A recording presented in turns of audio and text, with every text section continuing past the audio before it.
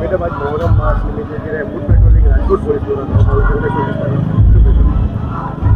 આજ રોજ રાજકોટ સિટીની અંદર મહોરમનો જે આગામી તહેવાર છે, આવતીકાલે કતલની નાઇટ છે અને એના પછીનું જે મહોરમના તાજિયા જે નીકળનાર છે, તો એ રાજકોટના તમામ સંવેદનશીલ વિસ્તારમાં ફૂડ પેટ્રોલિંગનું આયોજન કરવામાં આવ્યું છે.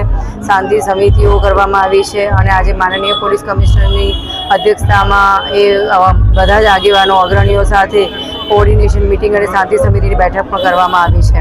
હાલની અંદર જેમ રાજકોટની પ્રજામાં કોમી એકલાસ એમનો જાણીતો છે, ભાઈચારો જાણીતો છે, આમ છતાં એમને જે પણ નાની મોટી તકલીફ હોય એનું ફૂડ પેટ્રોલિંગના વખતે નિવારણ થઈ શકે એના માટે અમે જાતે અત્યારે પેટ્રોલિંગ કરી રહ્યા છીએ.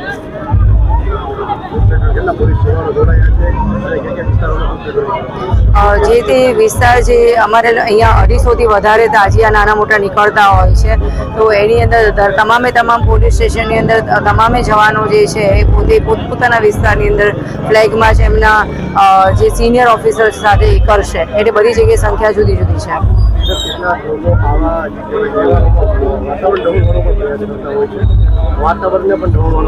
ના, હવે એવી કોઈ ઘટના રાજકોટની અંદર આજ દિન સુધી બની નથી, કારણ કે બધા જ કોઓર્ડિનેશન સાથે કામ કરતા હોય છે અને એવા કોઈ પણ તત્વો હશે તો એના ઉપર સોશિયલ મીડિયા મોનિટરિંગ પણ આપણું ચાલી રહ્યું છે.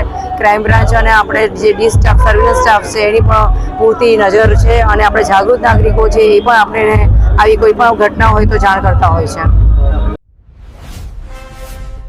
Follow for more updates.